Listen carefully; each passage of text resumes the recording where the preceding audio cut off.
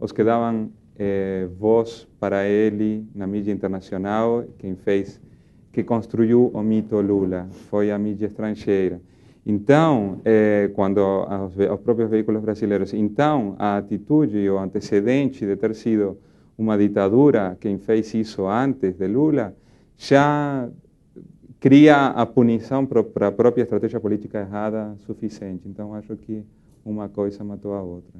Nós temos uma pequena gravação na Reuters. A Reuters, aqui em São Paulo, tem um escritório ultra bem montado, 63 jornalistas, tal, que é muito diferente de alguns de vocês que trabalham, às vezes, em casa, na sala, ou de um outro caso que nós vamos ver aí agora, tá? Então, vamos ver esse caso, que é o da grande estrutura de uma agência de notícias. A Reuters tem 63 jornalistas no Brasil. E jornalistas são divididos em 3 áreas, basicamente 3 idiomas. Jornalistas que trabalham em inglês, mandando notícias do Brasil para fora, que são clássicos correspondentes. Jornalistas que trabalham em espanhol, também nessa linha de correspondente clássico, que mandam notícias do Brasil para fora, para o mercado hispano, América Latina e Estados Unidos. E jornalistas que trabalham em português, que a gente também trata como correspondentes, porque eles contam histórias de diferentes lugares do Brasil e do Brasil aqui para dentro.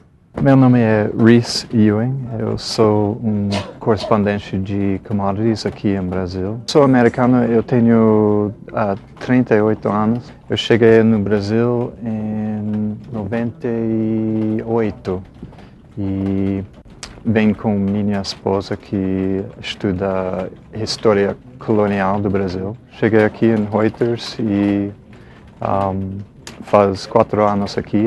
Eu tenho a oportunidade de viajar muito nessa área de commodities aqui no Brasil, porque nós vamos para campo e encontramos fazendeiros e usinas e nós cobramos metais também, então nós temos a oportunidade de ir para o Nordeste e lugares exóticos para estrangeiros. A Reuters é a maior agência de notícias do mundo. Ela produz uma média de 2.500 matérias por dia. São 220 países e parece que 18 idiomas diferentes. Basicamente, uma agência de notícias também é uma empacotadora.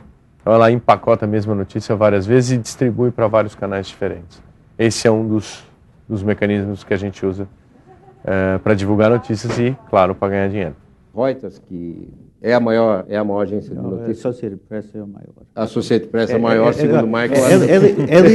Porque a Associated Press não é para fins lucrativos, então eles mediam para dinheiro. Eles são mercadores da informação. Nós medimos para assinantes.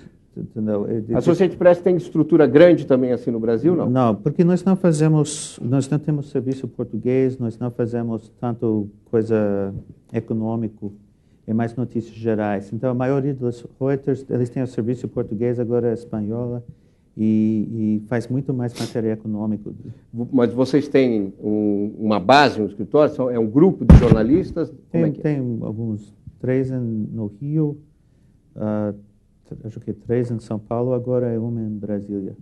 Tá, vamos ver, então, o segundo caso, que é um caso até um pouco menos do que os nossos convidados, que é uma pessoa que trabalha em casa, saiu de São Paulo, mora em Rio Claro, que fica a 180 quilômetros da capital, e formou sua vida lá. Quer dizer, ele escreve para jornais, principalmente para a imprensa, para uma agência mexicana.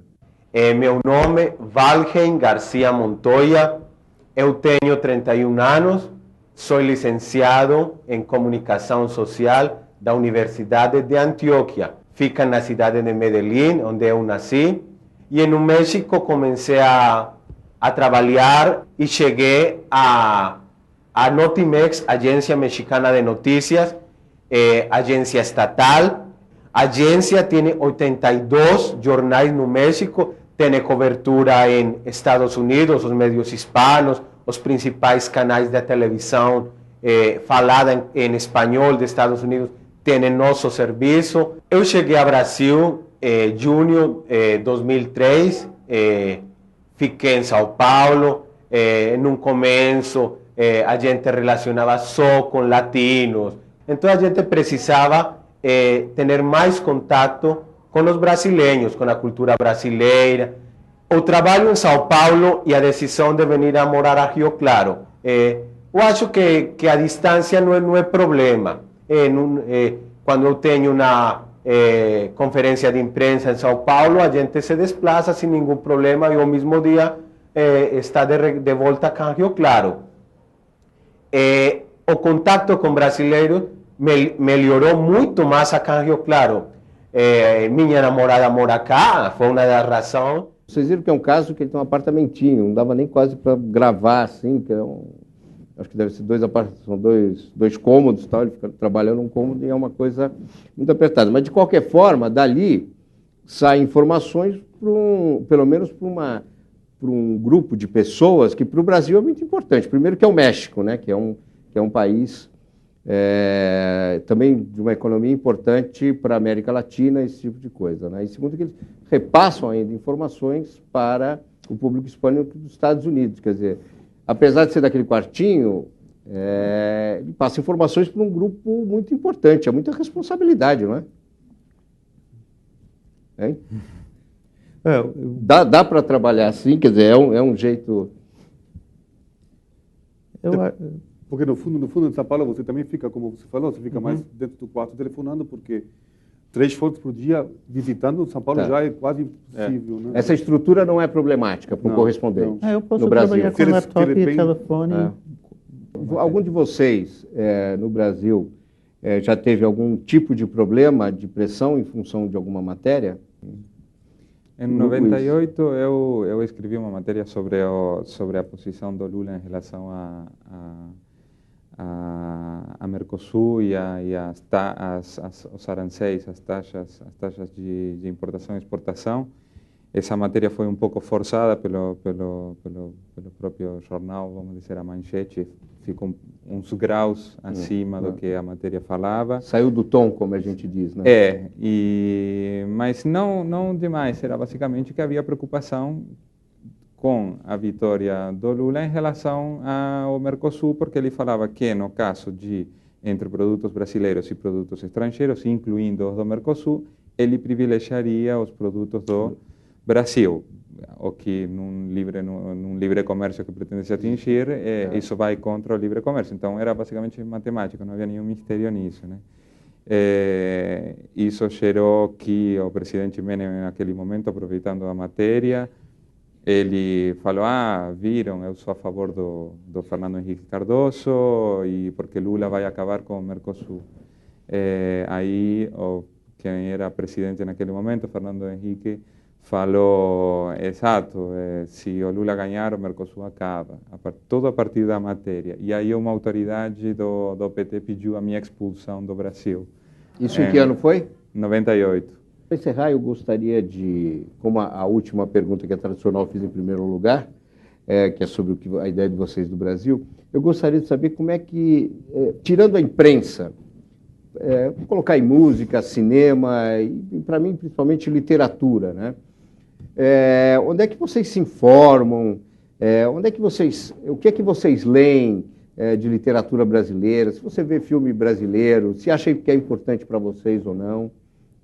Tem algum músico que você gosta mais, escritor que você gosta mais? Realmente, literatura brasileira é difícil para mim ler em português, não é coisa relaxante, então não leio muito coisa. Eu li algumas coisas em tradução, antes de vir para cá, Machado de Assis, Jorge Amado, claro, mas eu não estou muito ligado para a literatura. A música brasileira sempre despertou interesse em mim, Caetano, ou todos os Caetano mais recente, o Nação Zumbi, o Mundo Livre. Em Pernambuco está coisas muito excitantes acontecendo, o que eu gosto. E antigamente, quando o Olodum não tinha todas essas guitarras e coisas, eu gostei muito dos blocos afros. Isso é importante para você conhecer o Brasil. Me atraiu foi através de as baterias, as grandes baterias. E no filme, eu sou presidente da Associação de Correspondentes no Rio, a gente deu um prêmio para cinema brasileiro que está crescendo muito. Houve 30 filmes ano passado, esse ano vai ser 50 comercialmente lançado. Eu acho Cidade de Deus foi um filme maravilhoso. Tinha outro filme, O Homem do Ano, que foi pouco visto, que eu gostei muito. Então, culturalmente, o Brasil é muito forte. O problema, como correspondente, que sempre está voltando para isso, é traduzir isso para fora. Como você vai relacionar para uma matéria sobre um filme que talvez você não vai ver, um cantor que você não pode entender as letras, entendeu?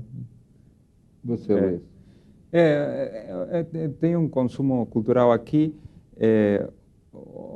homogêneo no sentido de não focalizo somente no Brasil por estar aqui. Então, continuo consumindo coisas da Argentina ou coisas dos Estados Unidos. Então, mas aqui, sei lá, eu gostei muito do Budapeste, o livro do Chico Buarque, os últimos filmes brasileiros são ótimos, O Cidade de Deus, O Invasor. Bom, tudo que tem saído. O Brasil produz uma música que acho que é impressionante, a capacidade de criar que tem no setor musical. Lenine, o hip hop. Você já escreveu sobre isso? Você já escreveu sobre música, alguma coisa assim? Mas não, vocês nunca escreveram sobre isso? Sobre esse lado cultural do Brasil? Às vezes, somente na música, porque a música talvez seja a expressão artística mais fundamental do país. Eu fiz uma entrevista com Eduardo Gianetti agora, falando do livro Felicidade, que é bem interessante, né? A questão, o livro dele é bem interessante, e o Gianetti, como um dos filósofos que tem o Brasil, é interessante a produção dele. Então, às vezes dá para, dependendo um pouco, a gente também não é pautado só pelas vontades, né? Senão o que é possível colocar. Eu escrevo muito pouco sobre isso, mas para mim, ser no Brasil, uma das coisas mais interessantes aqui no Brasil é a cultura. Isso é o que me atraiu para esse país. A cultura também, igual o Michael falou, que a literatura é o mais difícil, mas música é a coisa que mais me interessa aqui. Você acompanha? Acompanho. Em Salvador aprendi muita coisa que a cultura é bem diferente.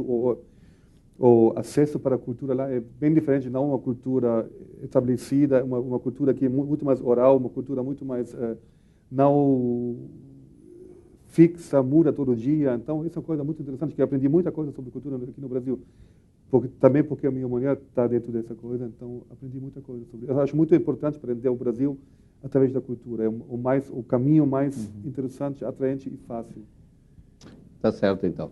Eu quero agradecer à Associação dos Correspondentes Estrangeiros de São Paulo, que colaborou com a gente nesse programa, principalmente com o Michael, da Associated Press, um cidadão de Nova York, aqui baseado no Rio de Janeiro, o Luiz Snau, do La Nation, e o Alexander Bush, daquele jornal impronunciável, como diria Jânio Quadros, se ainda vivo fosse, né?